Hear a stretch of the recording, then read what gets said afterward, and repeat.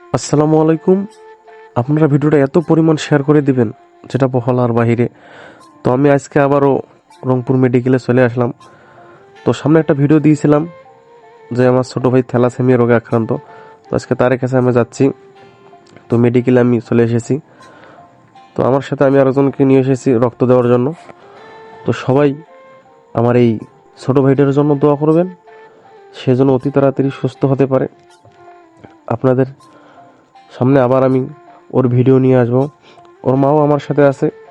তো আপনারা একটু সবাই সবার পাশে থাকবেন। পাশে না থাকলে কিন্তু কোনোদিনও সম্ভব না। তো 3 মাস পর পর রক্ত লাগে, বি পজিটিভ। আপনারা ইচ্ছা করলেই কিন্তু সহযোগিতা করতে পারেন। তো শেষ পর্যন্ত ছিলাম রক্ত দেওয়া পর্যন্ত, রাত 9টা পর্যন্ত। তো শেষে আমরা সম্পন্ন হয়েছে, আলহামদুলিল্লাহ, আল্লাহ তাআলার কাছে শুকরিয়া। তো আমরা শেষ পর্যন্ত ছিলাম। আম্মাও খুশি, বিষ্ণু অনেক খুশি। তো এভাবে যেন প্রতিটা মানুষের পাশে দাঁড়াতে পারি ভালোবাসা দিয়ে। সবাই আমার জন্য দোয়া করবেন।